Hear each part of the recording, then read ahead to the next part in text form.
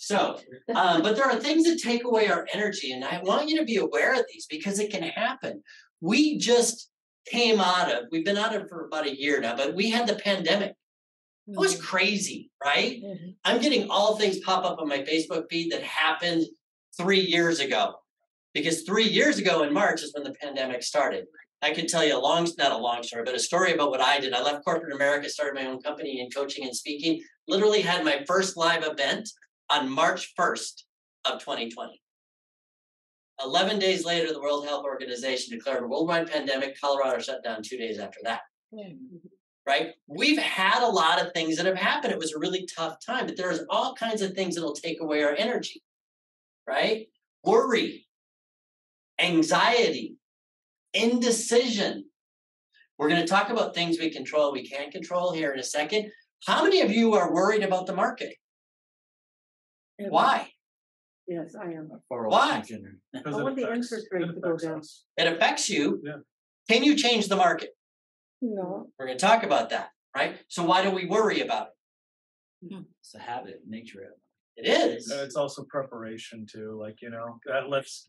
If you're going to get into an accident, you want to brake. You know what I mean? Which they say is one of the worst things to do for an accident, because it tenses your body. They actually want you to be limp.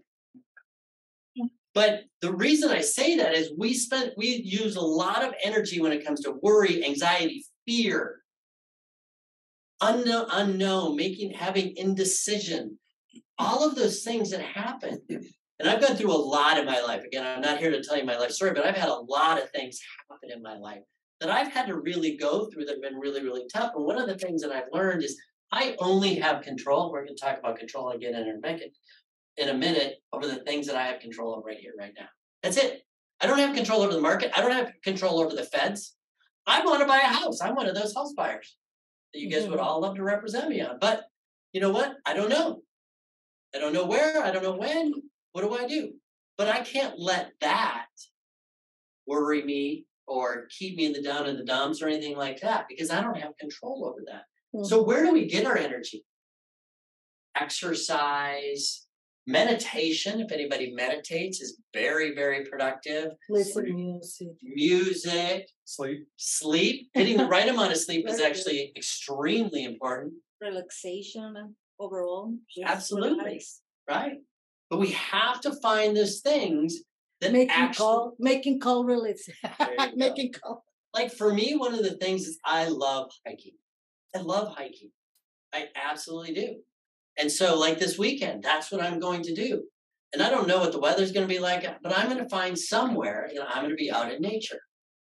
It'll just be me out there. And that's one of the things that I do. And that gives me energy. Interestingly enough, standing up here and doing this hugely energizes me. I mean, huge amounts. So you have to find those. One of the other things that I would say is really, really helpful is writing down your goals. And Mike had talked about that, right? Because if we have a goal, we have something to work towards. Doesn't that motivate us? And we're going to talk about goals, and we're going to talk about the reason why here in a minute, because it's extremely important on your goals. But if you pick the right goal, it is what is going to get you out of bed in the morning, and it's going to get you to do the things that you're uncomfortable doing. And that's what's important about reaching your goals. Because I think a lot of us sell ourselves short on what we're capable of. I truly believe that. Years ago, I used to run marathons, and I was fortunate enough for about 3.5 years coach a different group for a nonprofit organization and completing a half or a full marathon. And I literally had I literally had participants that would get winded walking to the refrigerator to get their bonbons. And 6 months hit their finish line of a half or a full marathon. They're 2.1 or 26.2 miles. It's pretty amazing what we can do when we put our minds to it. And we have the right support behind us. So written goals are extremely important. Sustaining energy. One of the things that I think is most important in our lives is that we are surrounded by people that we like to be surrounded with. Right? How many of you go to association events? How many of you find other real estate agents that have what you want and hang out with them Talk to them. Find out what do they do in their business. And if they don't want to tell you, go find somebody else that does. Because that's their issue, not yours. Right? But surround yourself by those people, because that's what's going to help sustain your energy. Again, when you talk to athletes, I just finished reading Apollo Ono's book called Hard Pivot.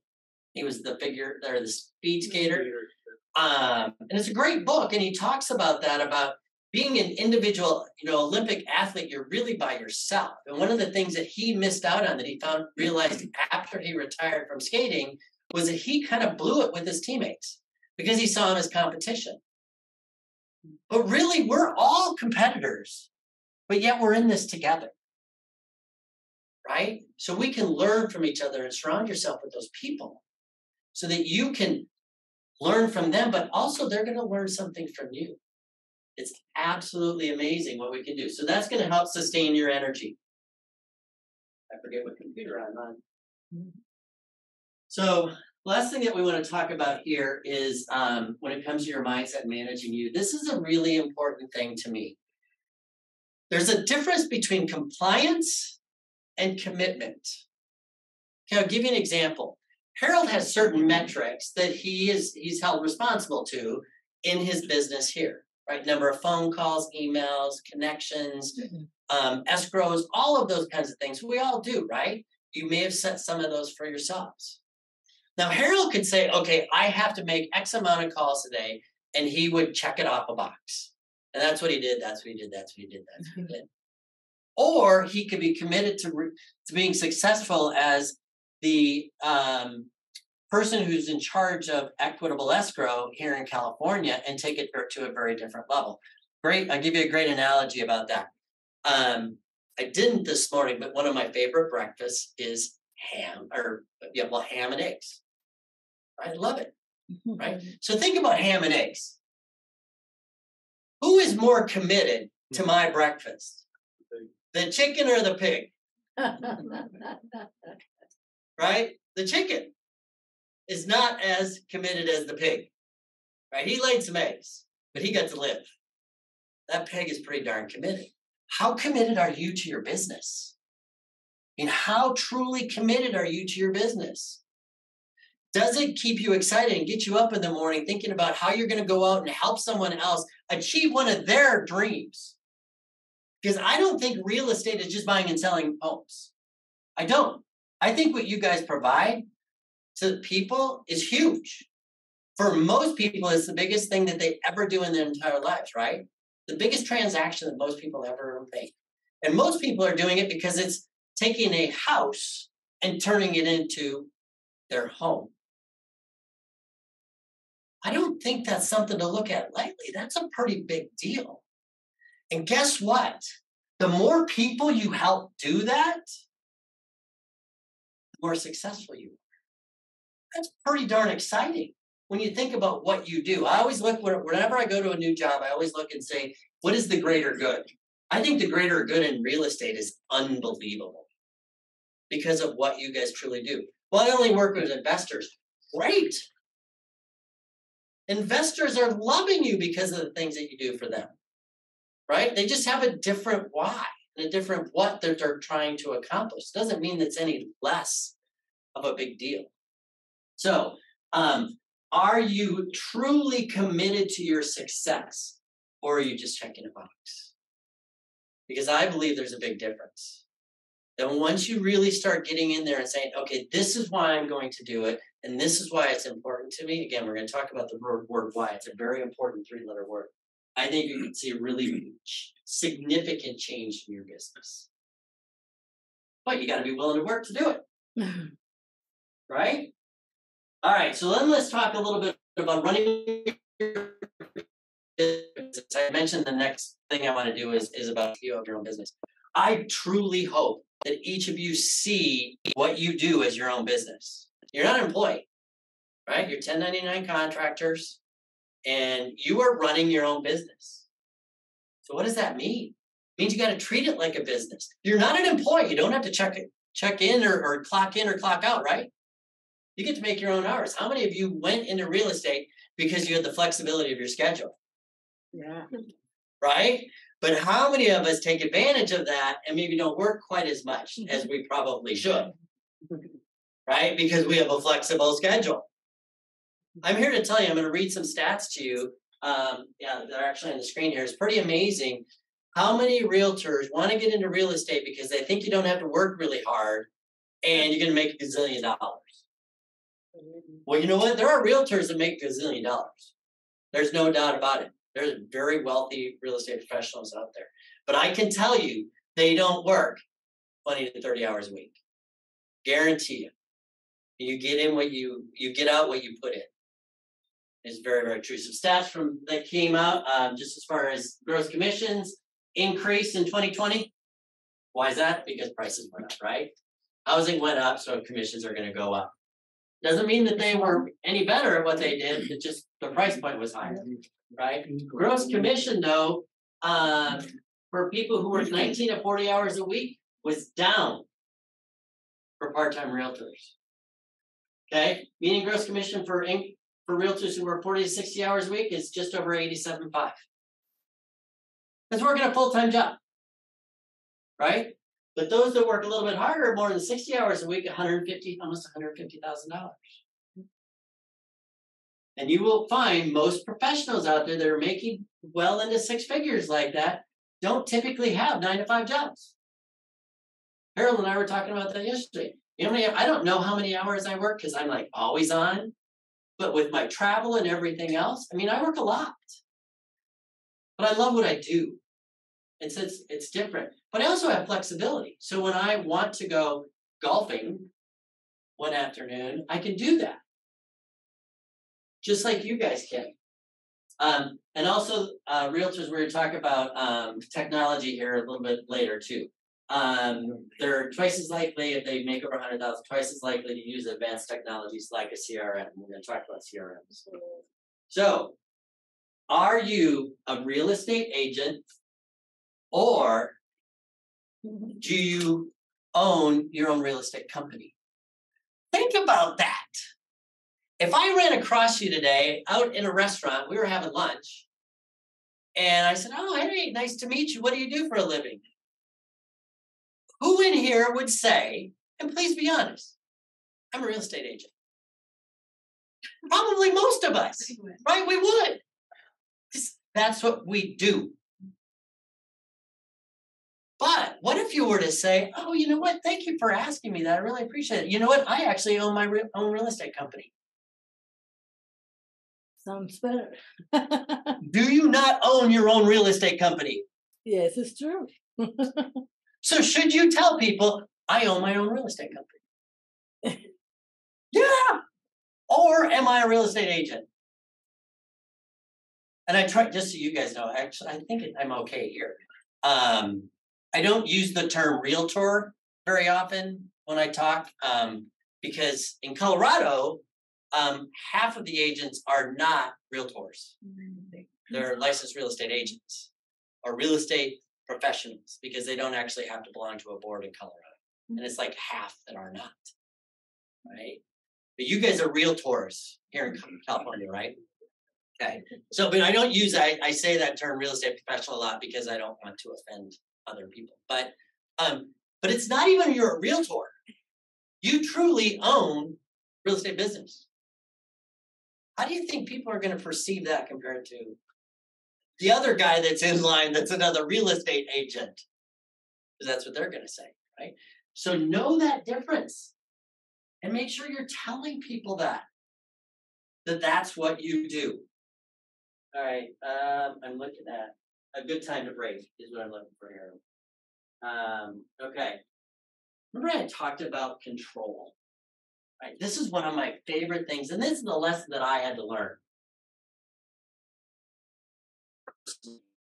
And professionally, I'm a control freak. I truly am. I always joke with people that I have the perfect level of OCD that keeps me really organized but doesn't make me crazy. But I'm a control freak. I like to control. Now I've had to learn. Oh, look at you raising your hand back there. Good for you. A little bit. But what I've learned is there's so little that I truly have the power to control. I mean, there really isn't a whole lot. I can control me. I can control how I show up. I can control what I do. I can control how I respond to things that happen to me, that things are said to me. That's been the hardest thing. Mm. I'm my worst critic, and I'll beat myself up day in and day out worse than anybody else will. But I've learned that there's very few things that I can control. So let's do a little exercise here. So I'm going to throw out a couple things and tell me if you think you have the power to control it or not control it. Market conditions we talked about. We can't. We can't. They are what they are. Now, what I will challenge you on that, though, is if you own your own real estate company, are really good at what you do, you can find those needles in the haystack. You can help people who are on the fence decide that it's a good time to buy or sell. You do have that. You can't change the overall market. You can't change the rates, but you can become very good at what you do and help people understand why it's a good time to buy or sell. And it truly is. Because guess what? Everybody how many of you believe we're going to see a market crash and prices are going to drop? Crash? You do? I don't think crash, but it's more like a correction. Okay. How many of you realize that NARS just came out, the number last year was 5, there's a shortage of 5 million homes in the United States, now it's 6.5. Mm-hmm. Do you guys realize there's a shortage of 6.5 million homes in the United States for all the people that want to buy a home? They don't exist. They literally do not exist. So we're going to see changes in the market. But the fact of the matter is the Gen X generation, okay, that is now in prime home forming and house buying years is a larger generation than baby boomers. And guess what? Baby boomers aren't dying. And they're not selling. And they're not moving into assisted livings or anything like that because we're all living longer. We've got great quality of life. There's not enough homes. The opportunity in real estate is huge. The challenge is going to get people to sell. That, quite honestly, that's what it's going to be because everybody's sitting at a 3% rate. And then they have to buy something else that's not at 3%. They cost more than when they bought at 3%. Right? Or they refinance. They pay high rates in credit cards. They don't want to pay in home. So the market's different, but I honestly don't think we will see some softening of the market based on market. Colorado, it's not happening. It's not. Average days on market is longer, but it's still like 35. Oh my gosh, 35 days. I mean, it's crazy, right? So educate your clients on that. But that's power to control. We talked about that. Income consistency. How many of you love not knowing when your next check is coming? Mm-hmm. No. But what if you put things in place that created consistency of your income? We have the power to control that, right? But you've got to do the work to put those things in place. Competition. Do we have control over competition? Yes. There you go, Michael. No, we don't. We have control over ourselves. And more people want to become realtors because they think, again, why? I don't have to work really hard and I can make $1 gazillion. Right? Here's another one. Rejection. Can we control rejection? No. But what can we control? Move forward. The way you handle it. How we handle it. Exactly. How it affects us. Do we let that affect us and feel the shame that, oh, I'm not worthy, I'm not this, I'm not that. Right. Part of the business. So, or we can start to be master of the script and control the rejections. Right. So, and the last thing is skill set. And our skill set is something we absolutely have the power to control, right? We have the power to go out there and get better at what we do.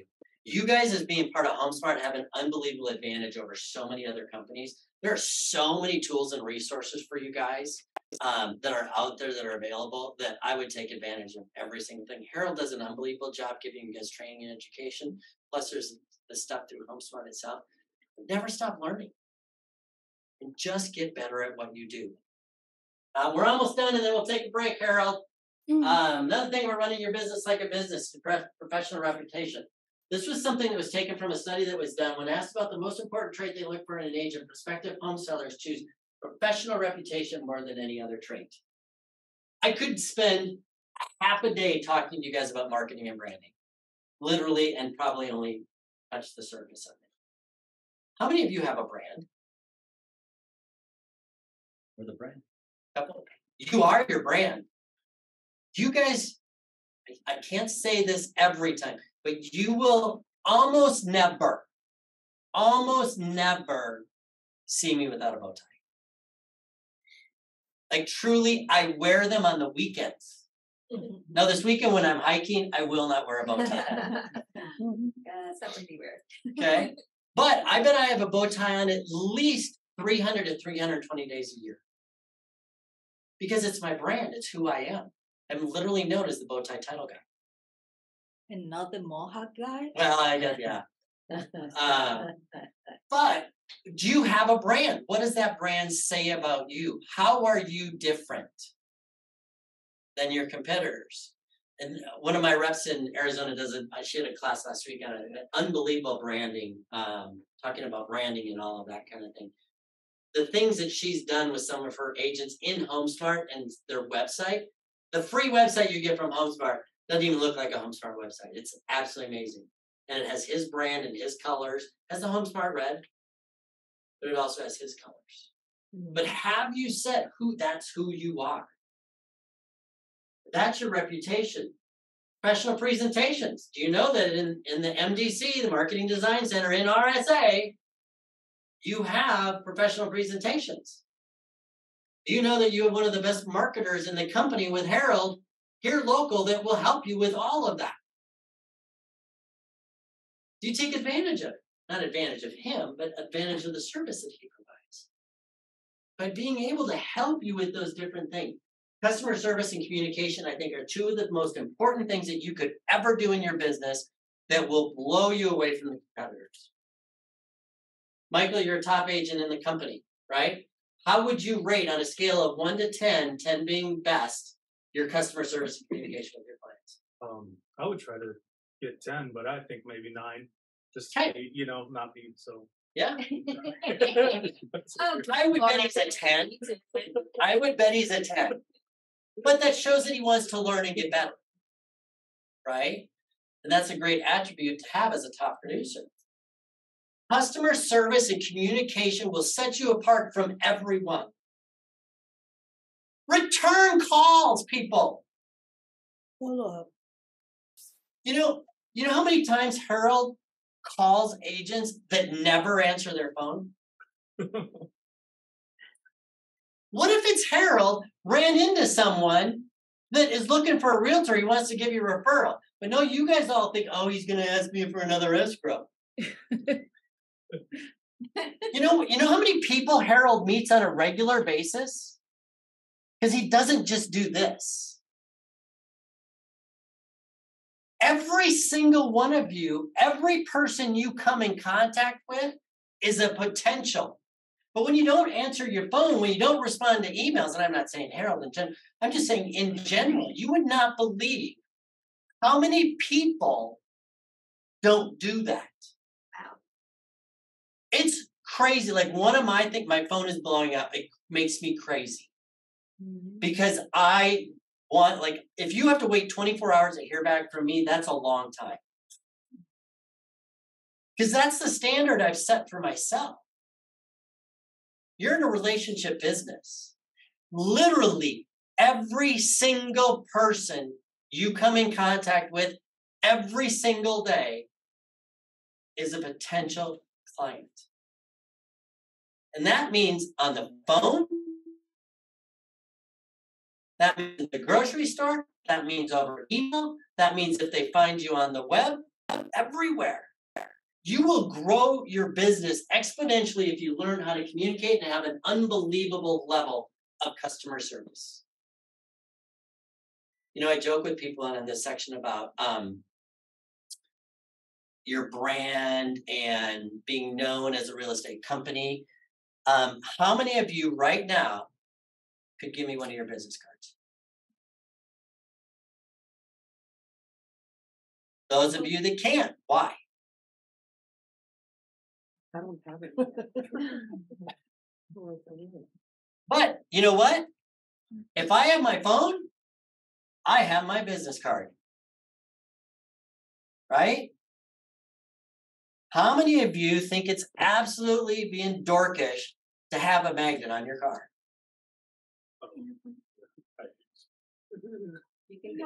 How many? And I'm looking around. I want to see you. You've got the HomeSmart pin. You've got the realtor. You've got your HomeSmart name tag. Like, I'll tell you, even when my car is parked, I drive a Mercedes Benz, but anyway, so I'm not driving that safe, but anyway. So even when my car is parked, people go and take a picture of my vehicle.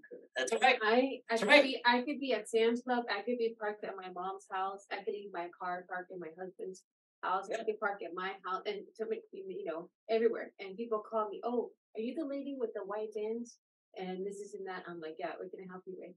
And if I can't help them, like you might know other people that can, and then send me the referrals. Last year alone, I spent $0 on advertisement, and somehow I made it last on the list.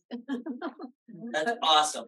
But the decals do help, and people do ask. Absolutely. Okay. This thing here, I hate them. Absolutely hate them. But you know what? I wear it. Now, I'm in a different business, and you guys, people are like, what's that? Well, I tell them title, they're like, what's that? But as a real estate professional, someone who owns their own company, if you own a McDonald's, would you not want everyone you come in contact with to come to your McDonald's?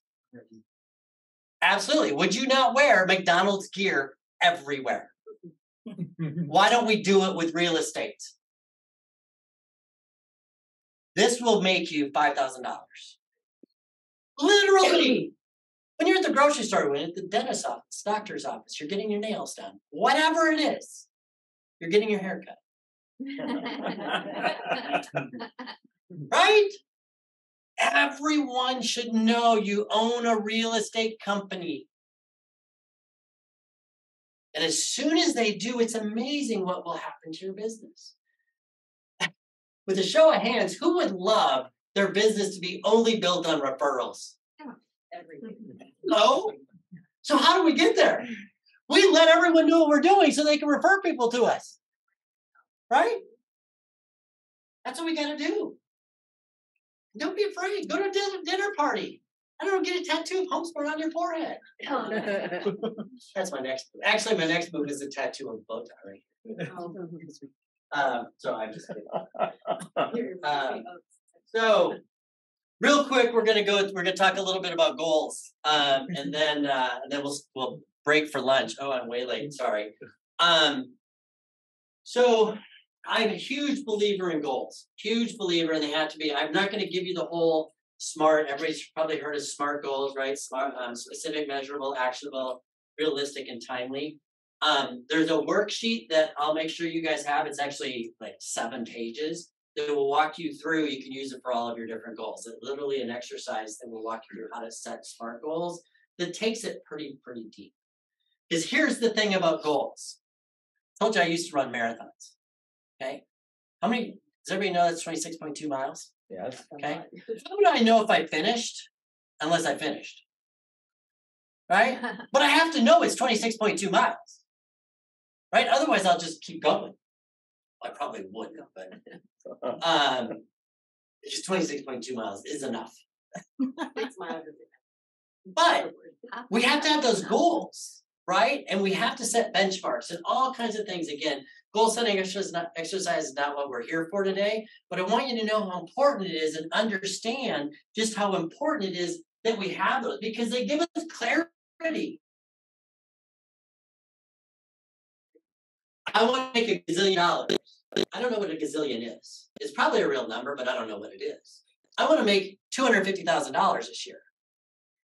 Okay, that's a good goal. Maybe it's just 100,000.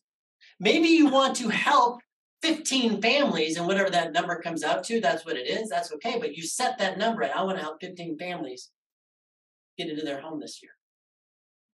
set that goal. It gives you that clarity. It also gives you focus, because when you have that goal, when you know it's 26.2 miles out there, you can focus on the things that you need to do to get you there. When I trained and coached people on how to train for a marathon, it wasn't get up and go to do 26.2 miles. You guys probably don't even know that in training for a marathon, you actually never do 26.2 miles before the race. The most you ever did was 21 miles. Because the rest just doesn't matter. You don't train for it. You just do it.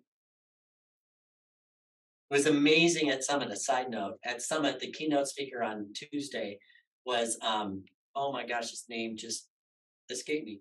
It was a James, the Iron Cowboy. Yeah. The triathlon. Ironmans. Scoggins. 50 Ironmans in 50 days in 50 states. Ridiculous. An Ironman, just so you know, is a 3.1 mile swim, no, 2.2 mile swim, 112 mile bike, and a 26.2 mile run in a row. He did 50 times, did that 50 days in a row in 50 states. And there was one point where he had a really severe, he actually had shin issues with his shin, and he did the last part of one of the marathon days on an elliptical, and all the hate mail that he got from it was unbelievable. It was one day. One day. And he kept going, but it bothered him so much when he finished a few months, I don't know the time difference in between. He went to his team and his family and said, I want to do 100 of these in 100 days. He did them all in the same place in Utah, but he did 100 Ironmans in 100 days. And one of his lessons is you can always do more. So he finished the 100, pulled his family together and said, I've always told you and taught you that you've always got more in you. He went out and did 101. The next day. It's amazing when we put our minds to something and we put our plan into place, what we can actually do. His family motivated him. One of his 5 kids, one of his daughters literally ran when he did 50-50-50, ran the last 10K each day in each state with him. What's your motivation? The last thing, which takes us to the last thing, and then we'll break for lunch, is our why. This exercise will get you to where you want to go. It's the simplest exercise in the world. But I believe you can never achieve a worthwhile goal unless you know why. Why is it important to you? And I don't care what it is. When I was training the marathon stuff, I would tell people, they're like, well, I just want to lose some weight. Great.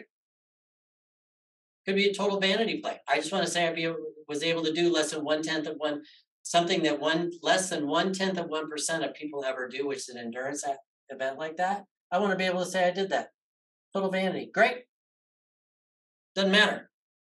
But it's your why that gets you up in the morning and out of bed to do the things that you don't want to do while you're trying to reach your goals. The exercise is really, really simple. Again, you're going to have a worksheet. You start out with, this is my goal, and you ask yourself, why is that important? Why is this important? And you answer it because. Then you ask yourself again, why is that? Because important. And you do this 7 times. You will get to the reason, the core reason that you want to do that. It's such a powerful exercise. You'll have no idea what that 7th one is. You'll have no idea, but you've dug so deep to understand more and more and more why it's important to you. That once you get to that, then you put it everywhere. You tell everybody, this is why I'm doing it, this is why I'm doing it, and this is the goal that I'm going to reach, and this is why. Any questions from what we went through earlier?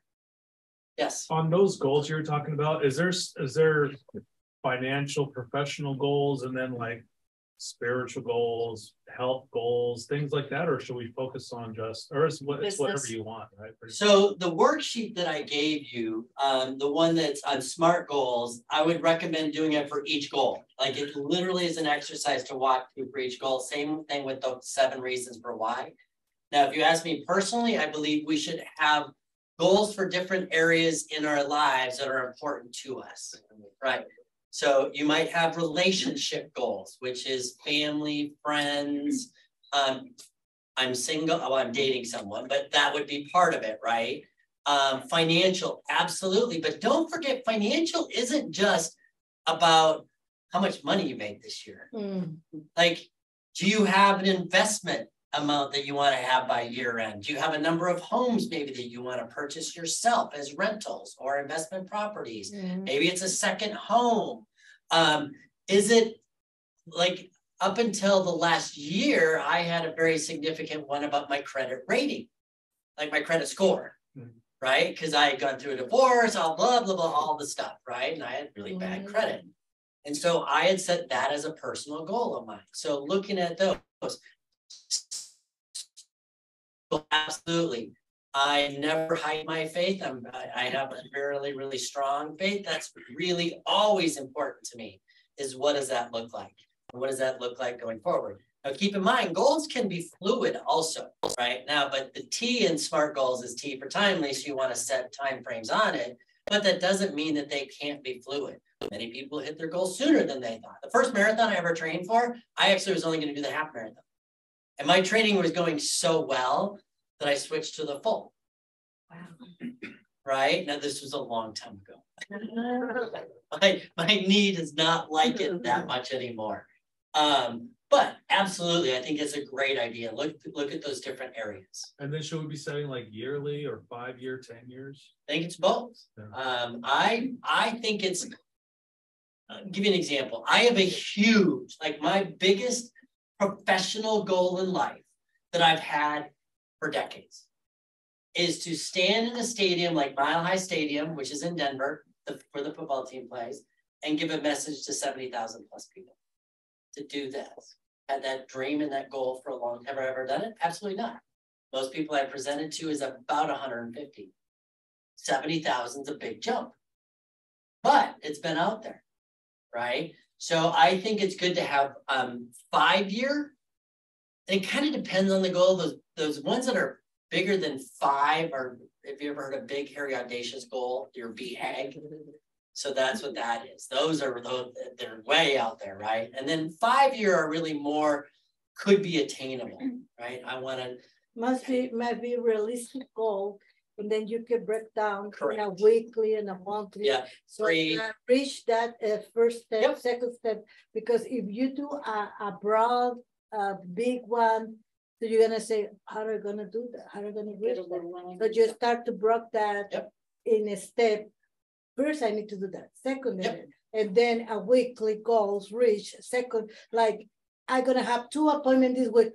Okay, what I need to do? Then you write, 50 calls, or learn the script, or avoid ejection, or like something like that. So you can start with a weekly basis, weekly, and then get the 2 appointments, then get 4 appointments, buyer side or 2 seller side, and then. That's the best thing to do when you start to prioritize and reach your goals. Yep. So that's good. Did you have something? Oh no, yeah. I was gonna say I have daily goals, weekly goals, monthly goals. I think those are more realistic to accomplish. It is still good to have yearly goals. Yep. Every 5 years or whatever, but they're too far out there. I mean, that's just like way out there. You eventually lose yourself, especially like new agents. I don't know who's new here, but new agents. They need direction almost on a daily basis until they kind of feel that they understand. So they should have like monthly goals. Hey, if you sell one, you have like 1 transaction, that's your biggest goal for that month. And that should be your motivation to move forward when you think the research check. Like you're more equipped than ever. And that's why I tell my kids, hey, this could be your check. You want it, you don't. You want to work at McDonald's? First, you name it. You know, I'm like, no, I don't want to do that. Okay, so that should be your motivation. Are you able to figure out how to perform, jump into the business and do whatever you want after? We're going to talk a little bit about calendaring in the last section today as well. So, anything else? Awesome. You guys are a very attentive group, so it makes it really easy. Now we're going to get to production and really marketing. Again, marketing could be, I could go on and on and on and on and on about some different things. One of the handouts that you're going to get is actually going to give you some sample calendars and some different things when it comes to social media. But we want to talk about marketing. And remember, I told you I'm all about action, right? So I'm like, when I was putting this together, I'm like, and I love acrostics or acronyms for things. So I'm like, action marketing. I looked at Google, I couldn't find anything. So I had to come up with my own. I'm like, okay, it's actively connect, touch, and inform opportunities now. Okay, because we're going to be actively doing it. We're going to take action. We're actively doing this. We're connecting, because that's what we do in our business, right? You are connecting buyers and sellers. You're going to touch them and inform them, because we're educating people. We're telling them, why is it a good time to buy and sell? Because it is a good time to buy and sell for the right buyers and sellers. It absolutely is. Isn't it always? For the right buyers and sellers. Absolutely, right? Opportunities are everywhere. Wait, no, we're going to do it now. So we're actively touch and inform opportunities now. So what does that look like? First of all, okay, the ugly question. Who uses a CRM? What is a CRM? What is a CRM? That's great. So a CRM stands for Customer Relationship Manager. Okay. Many of you have probably heard of Salesforce. Right? There's a lot of them out there. Zoho, Salesforce. There's a bunch that you can use that are real estate specific. I have them listed up here. Why are these three listed? Because you get a discount and a special if you're a HomeSmart agent. I'm not saying they're the best. I'm not saying they're the worst. I'm saying that they are a partner of HomeSmart so that you would get a discount. Let's Shine, KV Core, Wise Agent. There are many, many others. I'm not here to sell you on one CRM over another. That's not my job. What I'm here to tell you is to run a successful real estate company, I believe you need to use a CRM. Well, but I only know 100 people. So you know 100 people. That's awesome. You have a database of 100 people. Awesome. It will grow. 100 is actually a really good number. You know that you can become pretty wealthy with a database of 100 people. You really can, if you use it right. How many of you think you can keep 100 contacts in your head straight with when you talk to them last, what you talked about, when their birthday is, how many children they have, when their children's birthdays are, what holidays are important to them, where they went last weekend, what's their favorite baseball team, basketball team, hockey team? My hard drive is full. Right Can now. you keep that in your own head with your own? No. That's why we use a CRM. Do you have to spend money on a CRM? Yes. Yes. To use it correctly, you should. Do you, if you own your own company, do you have business expenses? Hell yeah. Yeah.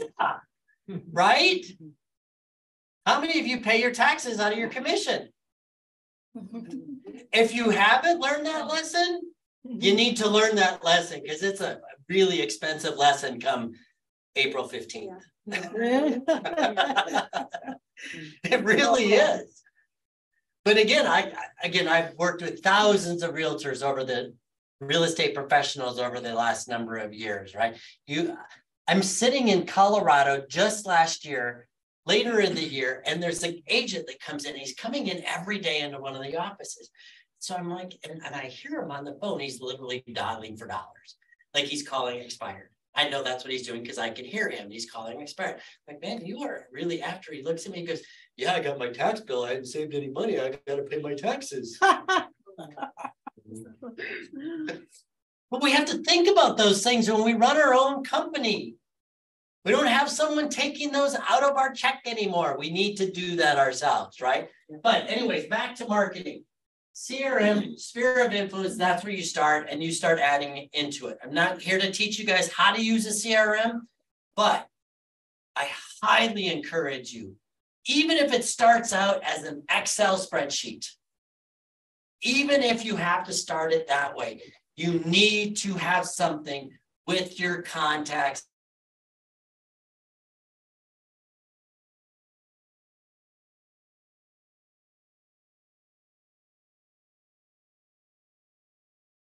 Will keep it organized for you. Some of them will let you do marketing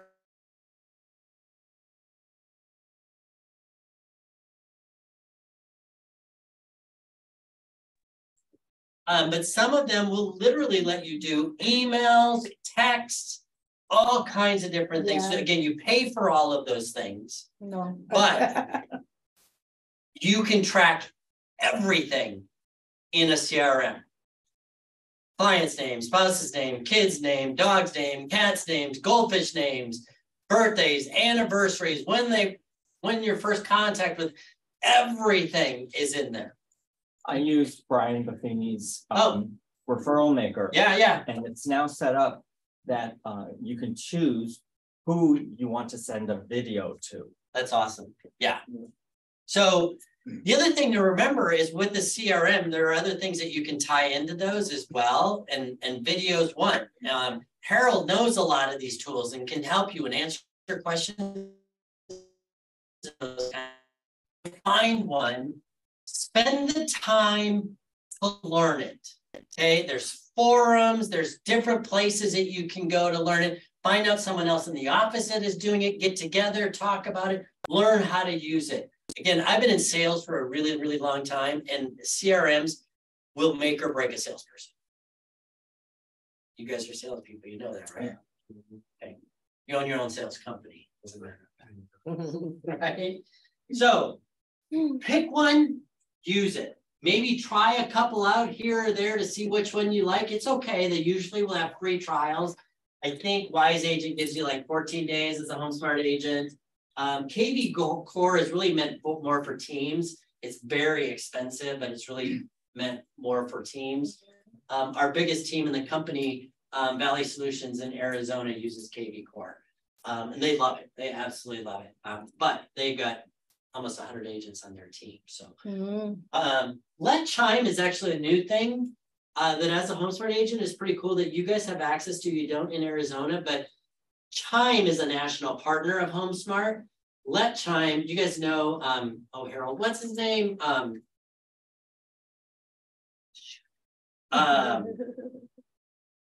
Michael Zobak with Agent by Design. It's another partner of HomeSmart, does social media. Look into it. He's actually partnered with Chime and does Let Chime. It gives you a significant discount on the full version of Chime, but it's called Let Chime. He's an affiliate for them now. So if there were one that you would ask me, again, there's a ton of them in real estate, but that's a good one if you're looking for a HomeSmart partner. So use it, get to know it, and it will literally help you grow your business. It's absolutely amazing. So talking about your sphere of influence, who is in your market? I wanted to share some statistics with you guys. These literally come from NAR's.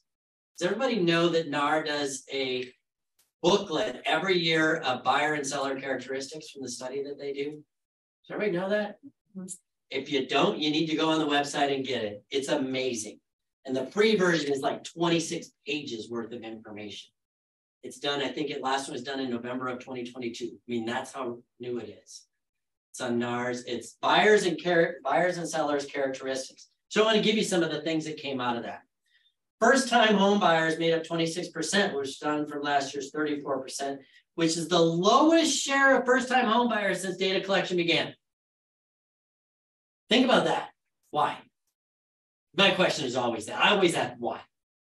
Price point. First-time home buyers can't afford to buy. Yeah.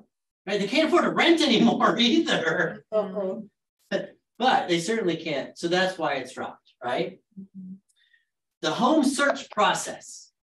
For 47% of recent buyers, the first step that they took in the home buying process to look online at properties for sale, while 18% of buyers first contacted a real estate agent.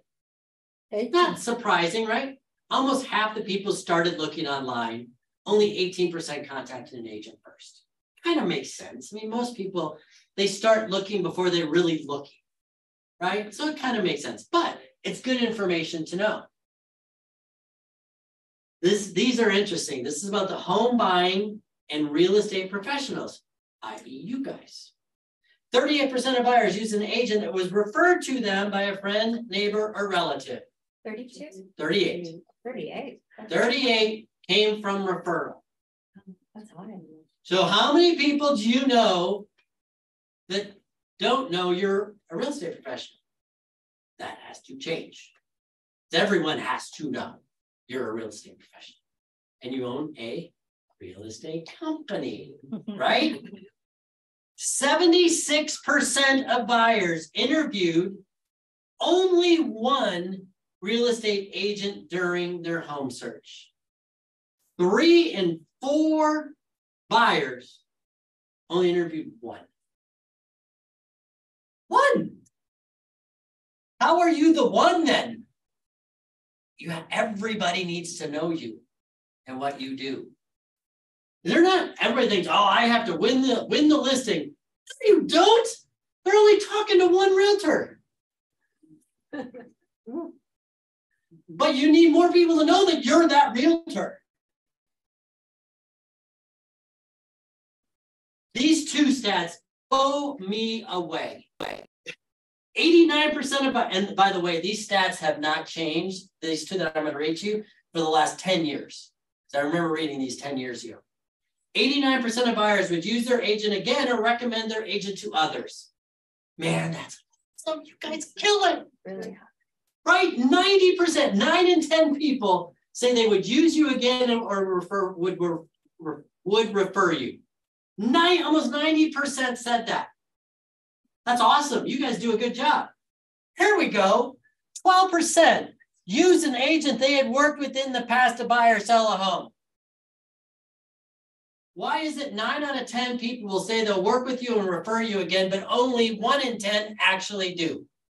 Because we don't stay in touch with them. Yeah, don't stay in touch. Because guess what? That client was your paycheck that month and you moved on. I'm sorry to be blunt, but it's crazy. Think about that. 9 in 10 say they will use you again and refer you to someone else. All my business last year was nothing but referrals. Nothing but referrals. That's awesome. I didn't even want to work, but I So what do? We have to stay in front of them, i.e. a CRM, a marketing plan, a brand that you can market. Who are you? What do you do? Who do you represent? You need to know all of that. Then you put it together. Then you market to your clients. You stay in front of them so that you become the referral. You got to sell yourself as agents, first of all. Then it works itself around. If you don't know your clients' birthdays and are not sending them birthday cards, you're missing the boat. It sounds absolutely simple and ridiculous. How many of us get birthday cards in the mail anymore? Yeah. A couple. How many of us love to get would love to get a birthday card in the mail? Absolutely.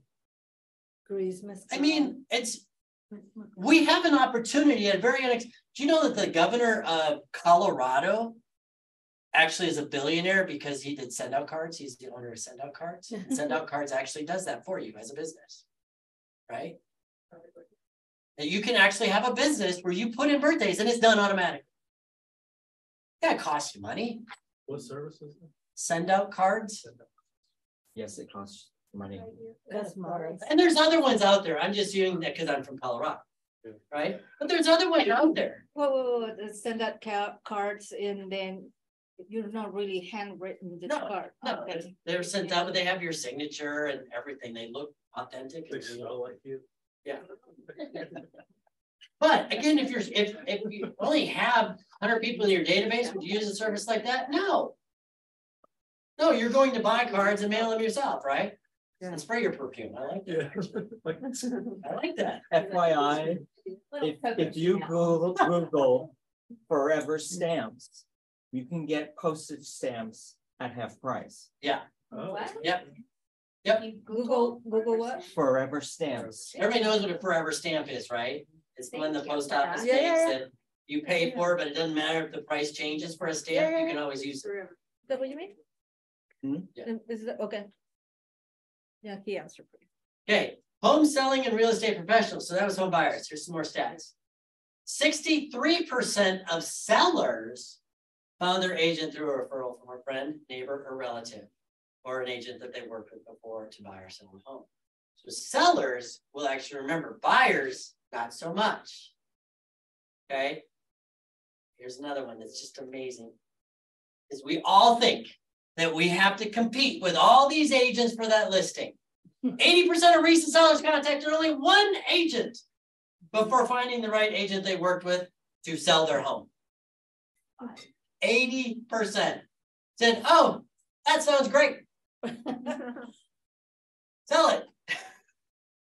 So, but we have to be in front of them. Without the opportunity, we're never going to have the opportunity.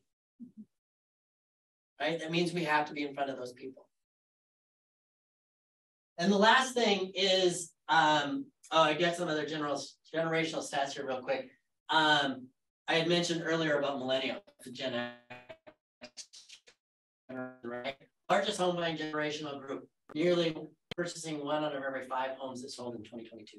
And again, from the numbers perspective, they're bigger than the baby boomers. So the shortage of homes thing, it's going to continue. We will not have enough homes. It doesn't matter how fast we build. And builders, you know, we all want to blame the builders. Do you guys know how expensive it is to build a house today? It's ridiculous. It's crazy. It's absolutely so, labor's expensive. All the materials are expensive. Colorado, we have tap fees. You guys have tap fees here. Every tap that goes into a home, like a water outlet, they have to pay for every single one. We get solar, we have to put on the houses then too. It is so builders, yeah, they stopped building after the recession back in 08 and 09. They had to because they lost their shirt. But it's expensive for them to make money, and land. It's crazy, right? So this whole, oh my gosh, prices are gonna crash. Please, I'm a buyer. I want them to. I can't even talk myself into it. And Gen Xers, of course, on the opposite end of the spectrum, the largest share of home sellers at 24%. Of course, because they're older in age, right? So niche, the last thing that I want to talk about here with the niche is our niche. I never say that. However, niche. It's a niche. Find something. And it doesn't have to be, like, I know realtors that work, their big niche or niche is with certain kinds of dogs and owners of dogs. Horse properties. I live in Colorado, right? And I'm south of Denver, where it's kind of horse country and ranches and that kind of thing.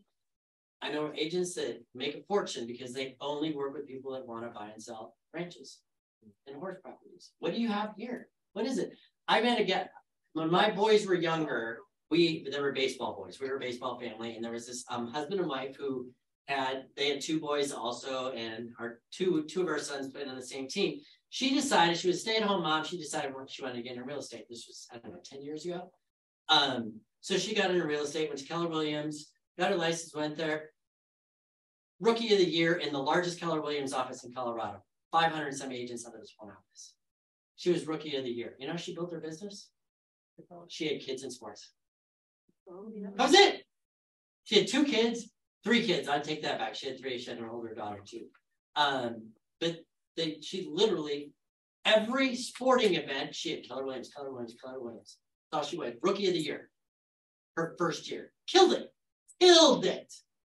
Still doing great. She built the business, right? What's your niche? What is it? It doesn't matter what it is. What do you like to do? Maybe you like to play pinochle or bridge, or I don't know. What do you do out here? In the Coachella Valley. Art's a big thing. Right? Car shows, music. What is it that you do anyways that you're around other people? Shopping. I'm in. I'm a shopper. But maybe you start a shopping club. I mean, seriously, who's to say you can't do it? Find it. And you know what's great about niches is it's something you love to do. So why not do it with other people? Remember, it has nothing to do with real estate. Nothing at all, right? Maybe it's your church. Maybe it's something in your church, whatever it might be. Find out what that is. All right. Leads. Leads, this is actually kind of funny. This is one of my favorite slides to put together because lead generation, lead nurturing, cultivation, and referrals. One of the things, and you guys have probably, I've alluded to this already today. I do not believe we have any issues with lead generation. I think there are plenty of leads out there. I don't think it's a lead generation problem. We have a lot of people that want to buy houses. A lot of people. Our challenge is in nurturing and cultivating. And again, I go back to the CRM. With the CRM, you can build it to where that is done for you, or it walks you through how to do it. Again, I don't think there's a problem. I think there's plenty of leads. There's plenty of leads for all of you out there to reach your goals. But it's in that nurturing and cultivation. And that's doing drip campaigns, that's doing cards, that's doing phone calls. How many of you know, I don't know, did any of you do Buffini with Harold? With Harold on this last time around when he did Buffini? Not this last Okay, but you've done Buffini. 18 years. Okay, so he has a program called 100 Days to Greatness, right? Harold is a certified facilitator. He actually offered the classes last year and through the first part of this year for free. Oh, stop it. Well, you have to pay for the materials, which is like $395, I think. I think it's $395. It was like $400. Yeah, but it's literally everything to 100 Days to Greatness. Yeah, based on the referrals. And it's all about referrals. And it's how to do. They have scripts. They have all these things for you to use in your business to go up. Now you have to do it. I can stand up here and teach you this. I could sit down, we could meet one-on-one, and I could give you ideas. I could do the. Guess what? Who has to do it? You. Yeah. You do. And sometimes it's hard. Sometimes it is. But those are the times that it's most important. If it was easy, everybody would do it. So you have to do that. Correct. So, but he teaches you how to do that. He talks about pop buys. How many times do you just go in and pop in on one of your clients? Can you do it for all of them? No. If they're a surgeon, probably not. But you know what? Some weekend, and it literally gives you a plan to do this over 100 days. Their goal is to have 1 closing and 2 under contract at the end of those 90 days, 100 days. How many of you would like that in your business right now? 3 deals, either under contract or closed in the next 100 days. Heck yeah. So now you're going to have to talk to Harold about doing Buffini again. He can do it. And then you just have to buy the program itself. You meet every single week. Accountability, built-in accountability is an amazing, amazing program. So using that database. So we've talked a little bit about this already, though. Always being a pro. Always. People joke with me all the time, like, Will, do you go in the airplane and fly like this? Like dress like this? I do. Because I'm a professional. I'm absolutely, I got a freaking high five from the security guy yesterday at TSA because of how I was dressed. I'm like, hey, what's up, dude? It's awesome. People always also ask me, hey, are you a realtor? How come you're in real estate? You guys would not want me to be a realtor here. Michael, watch out. We're coming for you. Actually, it's funny. I have no desire, like 0 desire to be a realtor. 0. Because you guys deal with consumers and those people out there. Those people. I don't like those people. I'll deal with business owners like you guys all day long. But to deal with the consumer, look at the cabinet, look at that scratch box. Get over it, buy the house or not. We all think the same, but stay quiet. I know you do. But see, I wouldn't. So, but always being a pro. Do you wear your name tag? Do you have business cards? Yes. On you at all times. All times, right?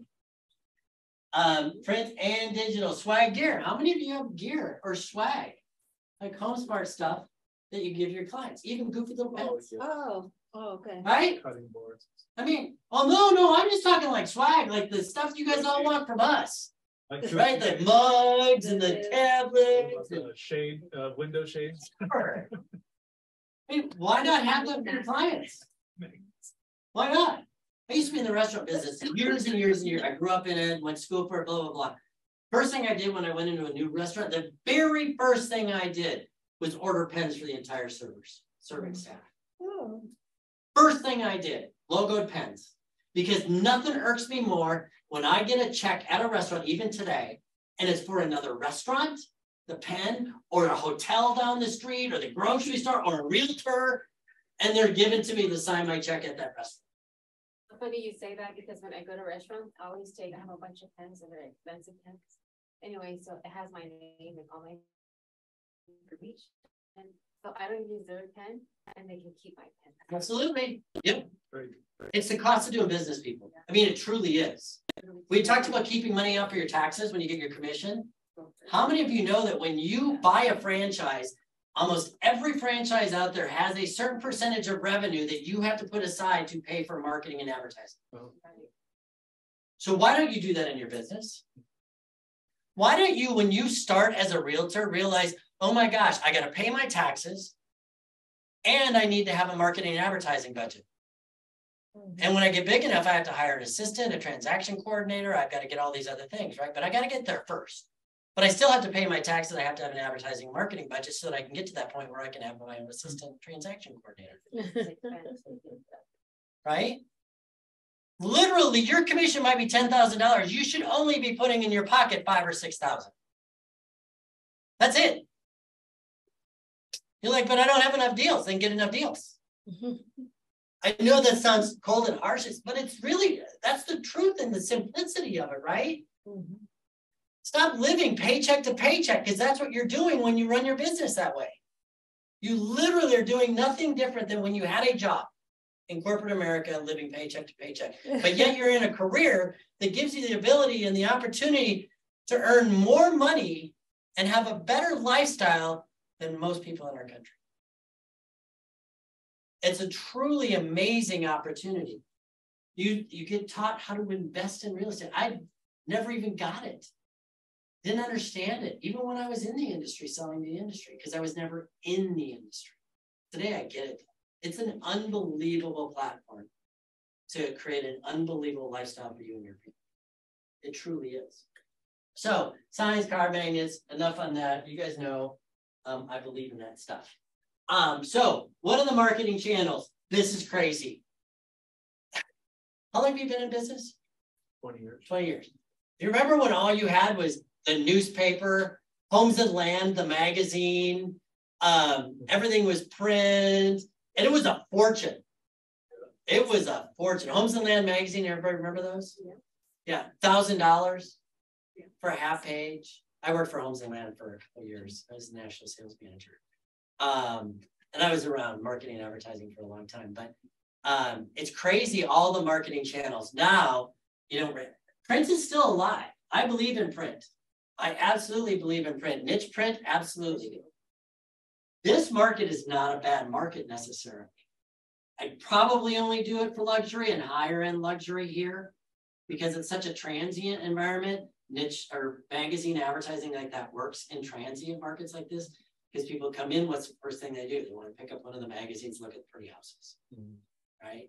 But there's so many other choices today. I mean, so many other choices with social media and all of that. Before we get to that, I did want to talk about contact points. Gone are the day too where all you could do was pick up the phone and call.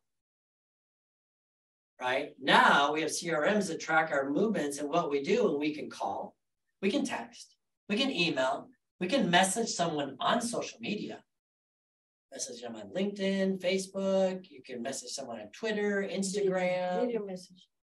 You can video message. We have all these different ways. Email, right? There's all these different ways that we can contact people. So we just pick one and we use them all. Use them all. Literally use them all. You call someone, they don't answer, great. Send them a text 3 days later. They don't respond, great, get online and send them an IM on whatever platform. And it doesn't have to be to sell, just say hi. Hey, you know what? You popped up in my mind today. Just wanted to say hi. Wow, from your realtor? That's pretty cool. Right? Think how powerful that is. How many of you have ever had a thought about someone, been thinking about them, and don't do anything about it, and then a few hours later, the next day, they call, text, or email something that they end up, right? All the time. So when someone pops up in your brain, what do? Call. Reach out. There's a reason. It's amazing. It's the universe, right? It's amazing. And what do we always say? I was just thinking. Just think, but we didn't do a thing about it, right? Yeah. Oh my gosh, it's so true. But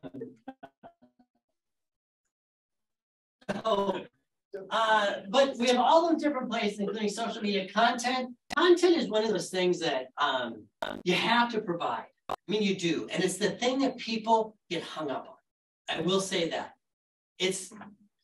I've been told, I can't tell you how many times, how many people tell, well, you need to do a TikTok channel, like the bow tie title guy, right? You need to do TikTok. I'm like, but I have nothing to say. But I can stand here in front of you guys for 2 hours and continue to talk, but I have nothing to say, right? But that's what I hear in my head. That's what I tell myself, right? And I think I don't have anything valuable to say is really what I'm telling myself. And so when it comes to content, I want to encourage you guys to know that let that negative talk go away, because it's not true. It's absolutely not true. You guys have, through Harold, a brand new tool. This is not a sales pitch, because it's an amazing tool called Altos. Altos.re is this data company that we partnered with. You now have access to real-time market stats that are literally updated every single Friday. And you get them on Mondays. Sundays or Mondays, they're sent out automatically. And it literally, we've got it for all of Riverside County. You can narrow it down by city or by zip code. Altos, just ask Harold.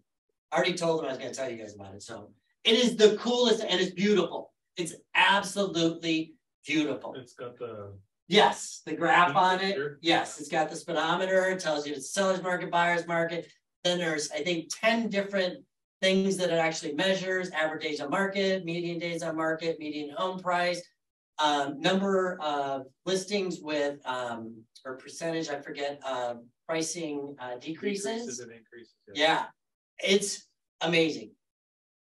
So now you have some content, okay? But never let that I don't have content mindset get in your way. Just post. You can always fall back on pancakes or whatever. Yeah, seriously. I mean, everybody posts food and stuff on there. We'll be having an Altos class next week, so Awesome. stay tuned to the email. Yeah. Okay. Yeah. The MDC has social media in there. Harold can get you set up with Breakthrough Broker. Breakthrough Broker has social media posts. I mean, you guys, there is no shortage of content. Just ask. It's there, but you got to commit to doing it. The other thing too, I've been following other like agents and stuff and seeing what they're posting, and you can kind of just take their, like their idea and then make it your own, and then it's like original, Absolutely. Yeah. So there's a thing called R&D. Everybody thinks it stands for research and development. It doesn't. It stands for research and duplicate. That's what I do. I mean, it's true. I mean, it really is. There's very little new content out there. So, all right. So moving on, just wanted to give you guys, I'm not going to read through all these but I think they're really, really important. Some stats about social media in the real estate industry. 72% of realtors use Facebook for business purposes. Awesome. And you should. You should absolutely be on Facebook. I'm not here to tell you if you should have a business page or use your personal page. That's your own personal decision. If it were me and I was in real estate, I would use it on my personal page. But that's just me, because that's who I am, right? Again, that's who I am. 55% of realtors use LinkedIn. I'm not completely sold on LinkedIn for real estate because it's more B2B. But I think there's some value in LinkedIn. It just depends on how you want to do it. I don't think you're going to sell houses No. on LinkedIn. That But I should think- show the world that you are an agent. That was no big deal there. Correct. If anything, you're a personal, professional, and company. Yeah. That's what I. Yeah, and so I think LinkedIn's important for that. 55% of realtors use Instagram. I think it's underutilized. You should absolutely be on Instagram. I hate it. But I'm also not I'm not a realtor. This is a new thing with Instagram. I love all If the you have reels. If you have Facebook, this is what the high school people and kids are thinking and saying, because that's what they told me like a month ago. You have Facebook, oh my God, they're so dinosaur. The thing now is Instagram. So if you guys have Instagram, you gotta listen to Instagram. Facebook is like old people, grandma, wherever. Yeah, that's what they're saying there. I think Instagram is absolutely important for your business. Absolutely. Personally, You that's like not who I am. But We are the certain grandpa. I am. Yeah.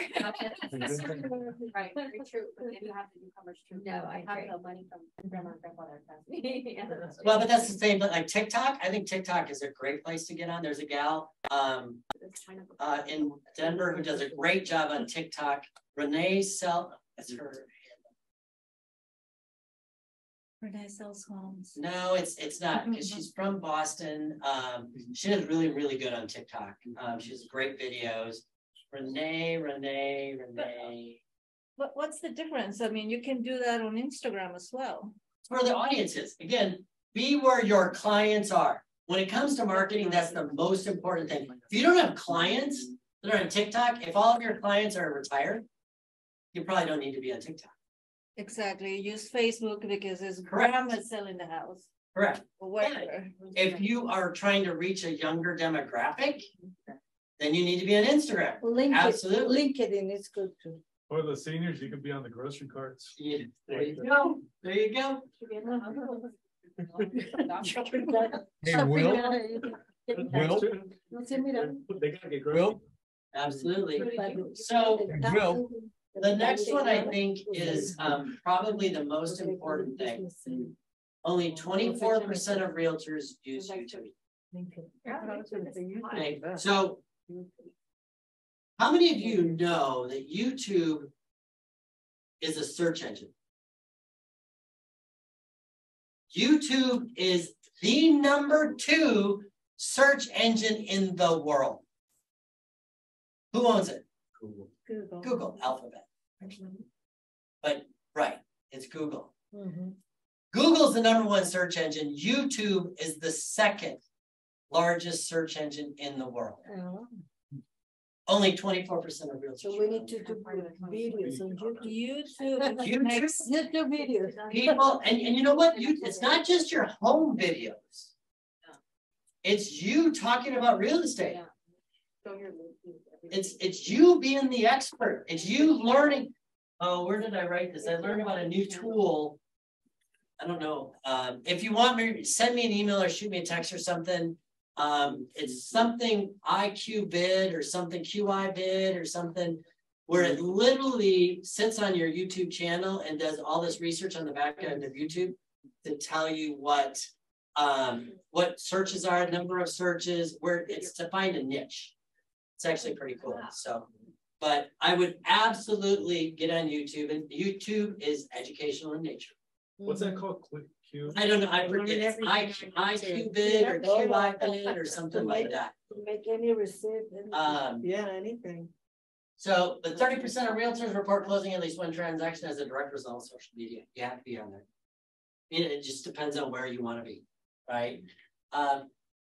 More than 90 minutes a day on Facebook connected platforms, including Instagram, Messenger, and Snapchat. What about yellow pages? I've always wondered about that. I did yellow pages when I first started, and I had a whole page, color.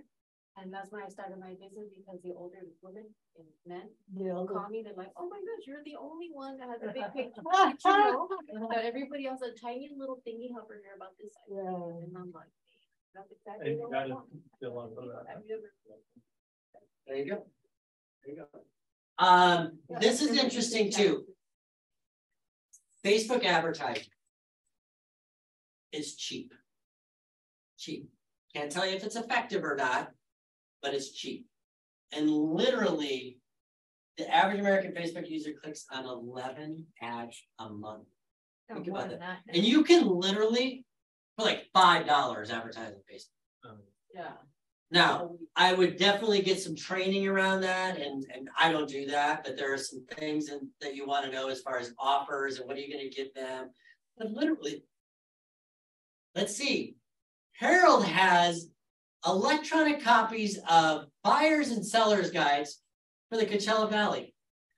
Oh, and did you know that we can actually personalize that with your business card on them that you can use and get as a PDF? Oh, could that be a free offer if I ran an ad on Facebook for $5 or $10, whatever it is, and offer a free buyers or sellers guide if you click here now? Huh? Could I get any clients? I don't know who's going to try it. And everybody's on that Facebook. They're on their iPads. Everybody. 11 ads a month we're clicking on. Be one of the 11. See if it works. Spend $10. See if it works. And you literally have an electronic copy of a beautiful 30-some page brochure, booklet that you can send for free. Personalized with your picture. Right? Okay, so selling today is a little different though than the old traditional model, which was the cold calls, demos, leads, all of that. Today, it's really about engaging, being seen on the networks, and then educating and engaging. And I want to get to the next slide. No, I'm going to get to the other slide though. But this is again all the different places. This isn't even all of them. Like Snapchat's not on there, right? Review sites. Are you monitoring review sites? Yeah. Are you actively out there telling people to review you? Are you taking the reviews and posting them on your social media? All of those things, right? This is just some of the platforms. I'm not saying be on all of them. Find the ones that work for you and commit to those. Okay? This was what I wanted to get to. This is, I think, when it comes to marketing, what's so important when it comes to social marketing. Okay? Posting frequently. Literally, you need to figure out what platforms, which one or ones you're on, and you're posting frequently, 3 to 5 times a day. So if it's 3 times a day, you do an educational one, you do an inspirational one, and a funny one. And again, I love your idea. I do this all the time too. You can save posts on Facebook. You can save photos on Facebook into different folders that only you can see. So when I come across things, I save it as motivational, inspirational, funny, and I have my folders on my Facebook. So when it's time for me to post something funny, I go into there, I find one, and I post it. Right? 3 to 5 times a day. It's not all about selling. It's about being a human being. Okay? But you have to post frequently for the algorithms to work. Don't reshare. Literally R&D. Just remember that, right? Research and duplicate. Do not share. Facebook doesn't like that. They want original content. But they don't know that you stole the original content from someone else. Yeah, just right click on it. Or if you go to the photo, the 3 dots in the upper right hand corner. Yeah, just download save it. Save post. Yeah. Yep. Mixing your messages. Again, make it all kinds of different things. You know, it's funny, everybody's like, and I am not like a social media person. I'm not. I'm an early adopter, but I never use it. Like, I'm just not. I'm like, nobody cares that I'm getting on a plane again. Nobody cares. I just show up. Nobody cares that I just landed in Palm Springs again. But you know what they do? They actually do. People would be all over that if I posted it. Or if I'm sitting in the plane and I have a weird thought and I get online and I post it, they'd be like, oh, there he is again. Look at that. They'd love it. But that's not what I think. Because we have to mix our messages there on multiple platforms, of course. Increasing your connections. Does anybody know the max number of connections you can have on Facebook? 5,000. 5,000. Max out your connections. Oh yeah. Max it out. Facebook. Max it out. Like literally, friends of friends of friends of friends of friends. You get on there and just start adding people. How do you become a public figure? I don't know. After I don't know. after 5,000. I think you're asked. I think you're asked. You are. So Just- it would be better to have a Facebook page for your business instead of your personal, where you're limited to 5,000 people. That's up to you. I mean, For I'm me- just thinking out loud, I guess. For me, I would do, again, I said this before, I would do everything from my personal page. I'm not saying that's right or wrong. That's just how I would choose to do it. No, but I'm trying to figure out if you're limited to 5,000 people, you would be better having your business on your Facebook. I don't page. know if there's a limit on connections on the business page. Right. I don't know. Mhm. I just know on personal it's 5,000. I'd be willing to bet you can have a pretty good business with 5,000 connections. But start building it. I mean, you literally want to get to that point. If you're on more feeds, that's just how the algorithm works, right? Not only that, you have to be commenting and liking other posts. You have to, and not just thumbs up, heart, like comment. Yeah. Like comment, make a comment.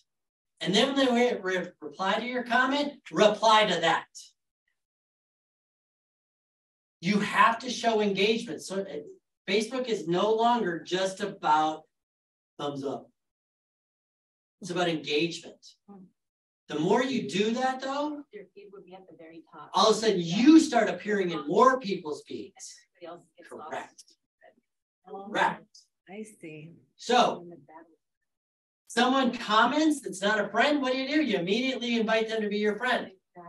Then you know what you do? Then you go to Instant Messenger and you message them saying, hey, I love what you had posted. I'd love to connect with you on Facebook. Yeah, thank you for the support. And you start engaging with people like that. Think of a dinner party. We're at a dinner party together, right? You and I meet. That's us. And you're like, hey, by the way, I want you to meet my husband, my boyfriend, whatever, girlfriend, whatever, right? You introduce me. Oh, it's so nice to meet you. What do we do at the end of the night then? We go home, we add everybody to Facebook.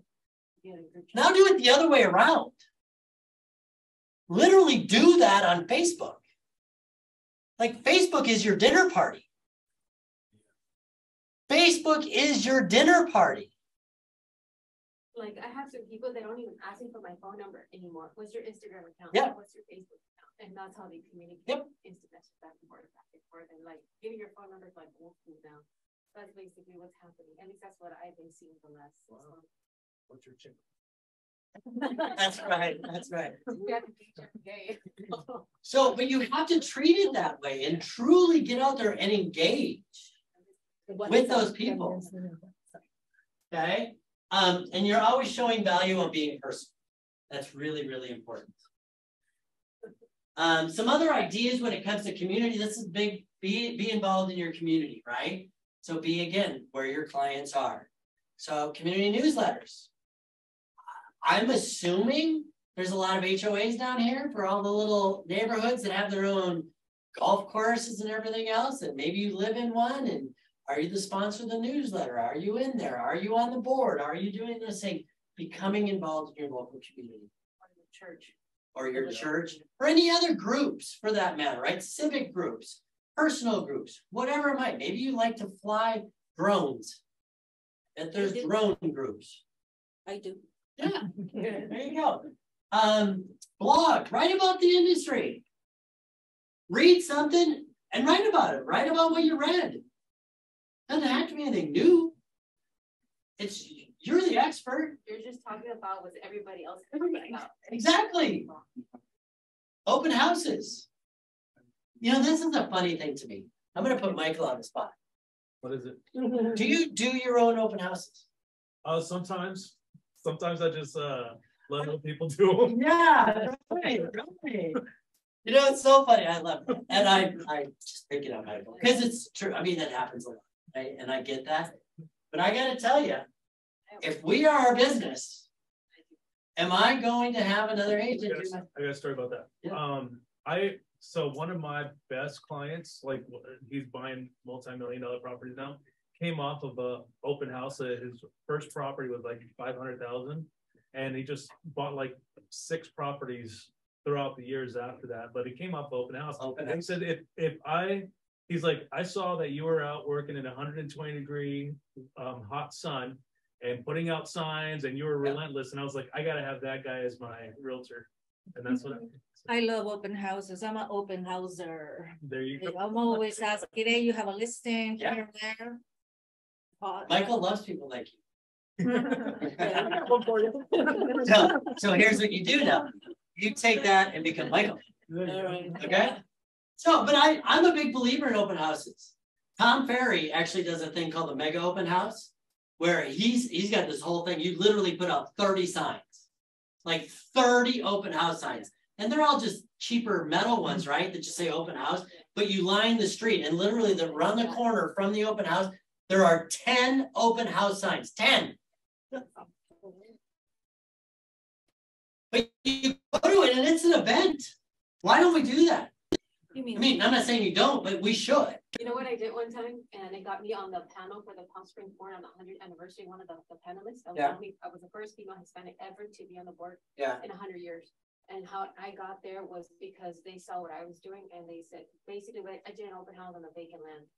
And people are like,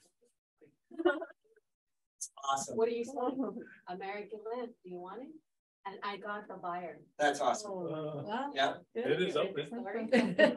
Your dream. Feel free to walk around. So think about it this way. Close the door on you. Think about it this way. How many of you have sold your own personal house? How many of you had pretty high expectations for that realtor in the open houses when they sold your personal home? Probably, right? So why aren't we thinking with that mindset when we're doing open houses for our sellers? I mean, today's environment, I don't care. It's here's the thing. Are listings much more competitive today? Yes. Absolutely. So if you're a realtor that wants to get a listing, wouldn't it be good to be known as the realtor that puts incredible open houses together? Like, I don't know, have a band. A barbecue. A barbecue. Taco trucks are big Taco these days. Anything, right? But and maybe it's different. Maybe it's not even that. Maybe it's the church choir. Cookies and Cookies, but everybody does cookies, right? So what if it's something different? Yeah, the pool party sounds great. Come jump in the pool. rock band. We used to do pool parties. We do broker opens. And we do broker opens and we serve, wine and cheese and beer and we up it a little bit. Why do the brokers? I mean, I know they represent people. Why don't we do that for them?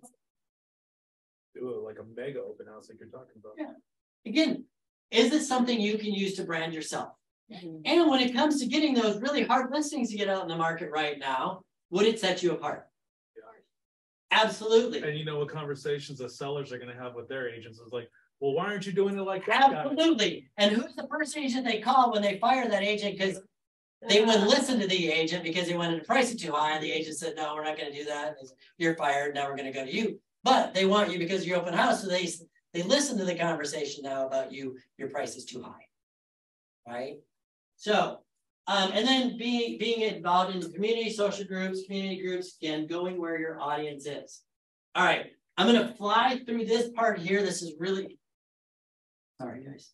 And if you have to leave, please feel free. You're not going to hurt my feelings. This went way, way long. You guys are getting way, way more. So,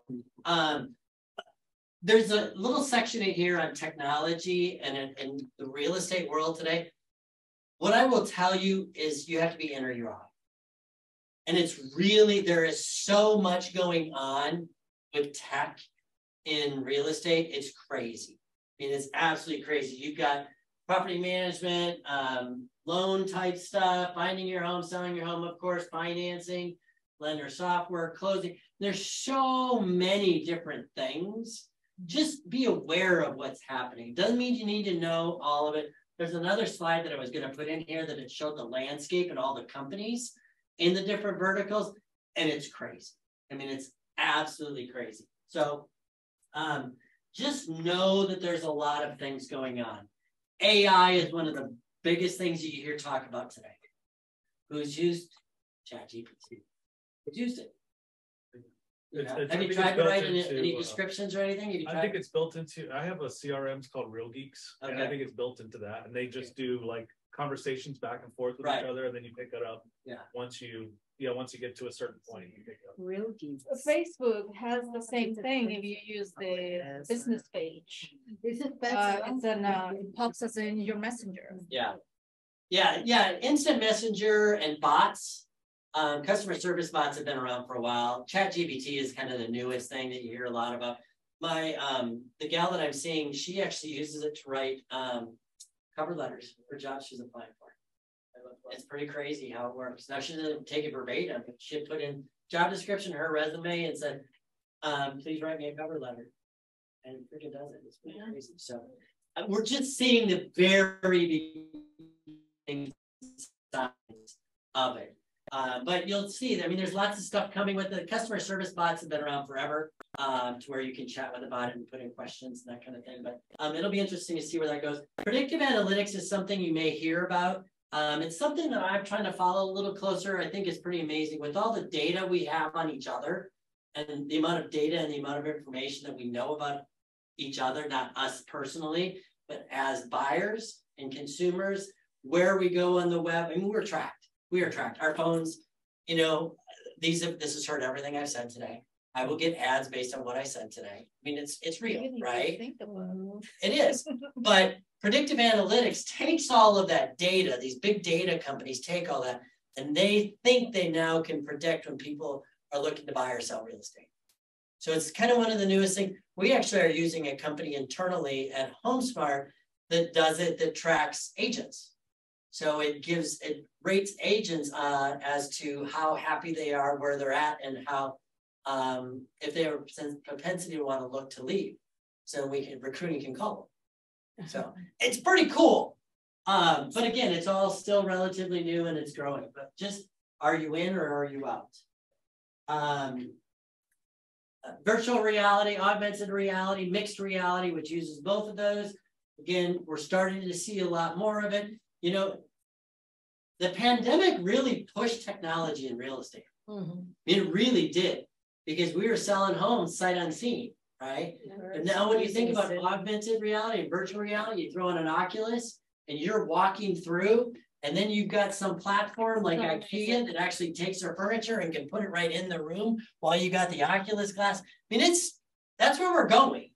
I mean, it truly is where we're going. And so just, again, be aware of it and know what's going on. It doesn't mean you have to be a professional in it. Just know and understand how it's affecting the industry as a whole. Crypto blockchain, it's not going away. We're not sure what's going to happen to it. There's a company called Propy, P-R-O-P-Y. They're kind of like the leader right now in real estate when it comes to crypto and blockchain. If you're interested in crypto blockchain, Shelly Vincent, who is the employing broker in Colorado, she's the expert. She knows crypto. She's in the 2-hour CE class on it. She knows it. She's actually the only real estate agent in the state of Colorado that's done a complete crypto transaction, including title. We're actually at Equitable. Now we don't have title here. We're only escrow, but in other markets we're both. We're actually looking at being able to be one of the only companies in title and escrow to offer crypto transactions. Oh, wow. And it's through a third party where they have in the digital vaults and all of that. It's pretty cool. But we'll see what happens kind of with it again as the future changes. All right, so the last section, and I'm going to fly through this here because we've gone way over, but I do want to get through all this with you guys. And this is the last P, and this P is for passion. And it's also for play to win. And I've given you guys a whole lot of things today, right? A whole lot to think about, a whole different way of kind of looking at your business. And I've referenced a couple of times that now you've got to go out and do it. And I truly believe that each one of us, each and every day, have an opportunity to win. But it's up to you on how you define winning. Winning doesn't mean that you get every listing. Winning doesn't mean that every contract that goes through, right? You have to define what winning means. To me, it's not about winning. It's about playing to win. When I know what I'm looking for and what I want to achieve, even when I fail, we'll talk about failure in a second. Even when I fail, I win because I'm learning from that failure, right? So know and set your priorities. What is important in your life? Your life is different than my life, which is different than yours, which is different than yours. We all have different priorities. I'm at a very different point in my life where my kids are out of the house. I went through a divorce during the pandemic. I've done all these different things that now I'm in a different place than I was 5 years ago. So I have different priorities today than I did 5 years ago. I have the opportunity this year of doing something that has been on my bucket list for a very, very long time to get involved with. That I never had the opportunity for, that it presented itself to me this year. And I'm excited because I was in the right place at the right time and I had the right bandwidth to be able to do it. And I also had set the right priorities because I knew it was important to me. There's in your notes that you'll get, and again, I'll make sure Harold has, we'll send these out to you. There's what's called the Eisenhower Decision Matrix. Anybody heard of it? Mm-hmm. It's the difference between important and urgent. And it's a quadrant. It's literally, I don't have, oh wait, do I? I do have it. So it's a quadrant where there's urgent, not urgent, there's not important and important over here, right? Mm-hmm. And there's urgent and important. Those are the things that we have to do. Absolutely, it's urgent and it's important. Let's do that. And then there's the opposite corner down here where it's not urgent and not important. And I'm as guilty as anybody else. Where do I like to spend my time? Down here. Right? Social media, watching TV, video games, no, eating junk food, blah, blah, blah. Right? Because this is easy.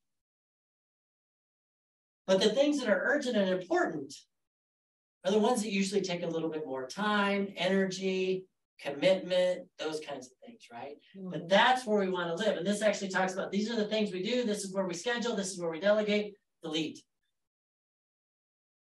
Video games. And so we look at our time management, again, that oxymoron, right? Because it really doesn't exist. It's activity management, because that's what we're doing is we're managing our activity. It's called the Eisenhower, and next was Dwight D. Eisenhower, who came up with this, right? So look at those things, put your activities and figure out where do they go. Now, the one thing I will say about this, as I talked about earlier, was rest and rejuvenation. Absolutely needs to be part of it, right? Maybe that's not urgent, but it's certainly important, right? Which gets us over here. No, here. Not urgent, but important, right? So we schedule it. When it's that time, we do it. Right? So we look at all of that by prioritizing. This is a Willism that I came up with a few years ago that I love about taking action and living for today and playing to win today. Do you know that today is your tomorrow's yesterday? So when tomorrow's here and you look back at yesterday, what do you say about today? So play to win today. That's all we have. We don't have tomorrow. Yesterday's gone. We have today.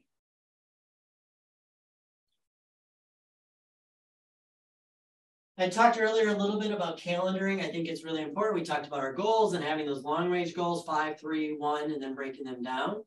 And I truly think this is a great way to do it. How do you calendar out your year? You've got your goals. So your year, you're going to have a yearly layout. These are my months. You've got your big, they call them big rocks, right? Your vacations, the conferences. You've got different things that are big things. Maybe you've got an anniversary or something that you know are big that are coming up for the year. You start there. You put those things in there, the big rocks. Start with that. And you've got your monthly plan. This is what I want to achieve this month based on what I want to achieve by the end of the year, knowing all the other things that are going on in the year. Then we're going to look at our weekly schedule. What goes on that schedule? And when I say what goes on that schedule, are you one of those people that puts drive time on your schedule? You should. Are you one of those people that puts meditation, daily meditation on your calendar? You should. I'm not saying I do, I'm not great at it. But really, if we want to have our weekly schedule, should it not show what we have going on and keep us, again, what did we start with today? Plan your work your plan. And then setting your daily priorities. The big piece of this is have a system and then just follow it. It's not perfect and you're not going to be perfect. You're going to make mistakes. You're going to miss something. You're going to wake up late one day and not be able to journal or meditate or do whatever it was. It's okay. Give yourself a little grace. Move on. Continuous improvement. I believe I always want to continue to grow. I want to grow continuously so that I tend to improve and I learn new things. I love just learning new things. It's fun for me. And even if it's weird stuff, you know, it's okay. But I want to do it intentionally. And I think it's too easy to live each and every day just going through the motions instead of really truly being intentional about how we're going to go through that day. And that all starts with having it all planned out ahead of time and knowing what that looks like, and then being intentional about how you're going to win the day, right? It's the fact of being deliberate and or purposeful. I also believe it's important that we surround ourselves with the right people and the right things. I'm sure if I had you guys raise your hand and said, how many of you know those people that just are negative about everything? Yes. My sister. We all have them. The dark cloud is all there. It's so sad, right? It's everywhere. It's just so sad. And I'm not saying I'm perfect. I have bad days. Yeah, don't get me wrong. I have bad days. I absolutely do. But yeah, but surround yourself not with people like that. But you surround yourself with those people that have the same energy and same enthusiasm. And doesn't have to be enthusiasm like me, but the enthusiasm that you want to be around that works for you. And surround yourself with them. Again, I have some things in my past, in my story, that were really, really hard for me to go. Really, I shared at the Growth Summit, actually, and I'll share this real quick, but at the Growth Summit was the 6-year anniversary of a 5-day period where all I was trying to do was keep myself alive because I wanted to take my own life. That was 6 years ago. Today, I'm happier than I've ever been with less than I've ever had. And it's because I've taken a lot of these things and I've surrounded myself with people like that. People that I want to be around, the negative people. I got divorced in the pandemic after my wife and I were together for 30 years. We were 9 days short of 28 years married. But you know what? It was something that I needed. That was what was it. I had to leave that relationship and put that behind me. And I have no resentments or anything like that. We've raised 2 unbelievable boys that are great young men, and I'm so proud of them, and we were great parents. I told her that at my son's wedding. She was all this, well, we didn't work out. I said, we did a great job. We did our job. We just didn't work. But I couldn't do that without being around those same kinds of people.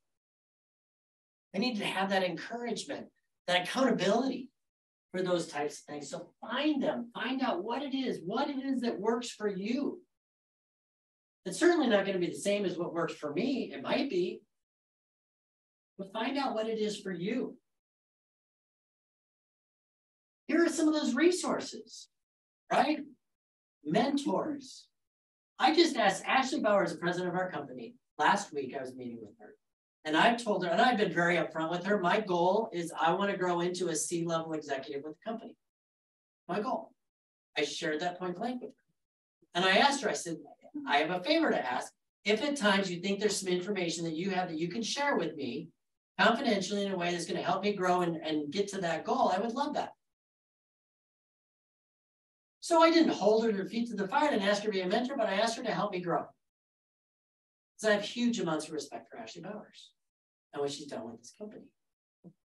You don't know she's the president. Books. What's the last book you read? Podcasts. I'm so bad. I wish I could do podcasts. I don't know why I can't. I subscribe to like 5. I never listen to them. but I'll read. I'll read a book. I just told you I finished Paulo Ono's book on the way out here on the plane. YouTube, again, the #2 search engine in the world. You can find anything you want on YouTube. It's pretty crazy. I remember 10 years ago, 8 years ago, I was doing something with my son. He was, I don't know, he was like 15, 16 years old at the time. And he said, well, Dad, why don't you just look at YouTube? Where do you think I learned to tie a bow tie? YouTube, right? So there are so many resources out there for us today, but we have to take advantage of it.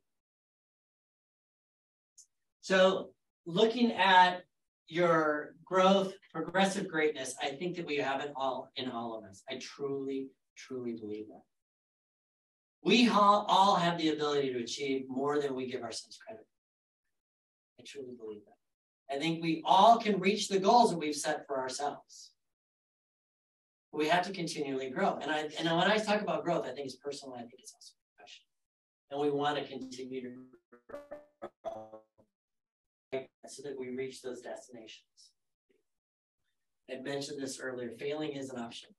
So many times, I know for me, I hated failing. I'm a control freak. I hated that. Then I realized, you know what? It's okay. It is. I learned in failing. Benjamin Franklin he's been credited with saying, you know what? When he was asked about failing so many times, he said, listen, I didn't fail. I just found out 10,000 ways it didn't work. How many of you know, Percy Spencer. Percy Spencer is the inventor of the microwave. You know how the microwave was invented? He was some scientist that was doing studies with microwaves and different radio frequencies and that, and had a candy bar. The candy bar warmed up and melted. He's like, huh. And invented the microwave. I mean, so think about that, right? Failing is an option. Let's learn from our mistakes and give ourselves some grace. And also see what comes of it. I've learned more out of failure than I probably have in all of my success. And that's okay, because we grow when we fail. There's a great saying out there that says, where do farmers plant? Top of the mountain or in the valleys? In the valleys, because that's where things grow. And it's the same thing for us. That's where we can grow if we allow ourselves to do that and give ourselves a great. I think this is the last thing. Yeah. This is a big thing for me. Living with expectancy versus having expectations. I believe that when we trust that we are going to reach our goals, we will reach our goals. But living with expectations, but these hindrances and these guidelines and different things on us that hold us back, then if I live with expectancy and I know that I'm going to reach this goal, I know I'm going to have to work hard to do that, and I'm going to have obstacles, but I truly believe and trust that I'm going to reach this goal. I'm living with expectancy. And when I'm living with expectancy, I'm letting it go and doing the things that I can do and that I have the power to do, and leaving the rest to what happens. And when I live with that expectancy, I'm going to reach that goal, rather than living with these expectations. Because when I put expectations on myself or others, I'm truly limiting that relationship. But when I let it go and put it out there and just know and truly trust in the outcome, that it will be what it will be. And as long as I let that go, it will be what it needs to be. Then I will reach my goals. And we have to let it go. And we don't have to beat ourselves up. We don't have to worry about what's next. We do what's next based on where we're at today. And we continue to grow. And with that, thank you.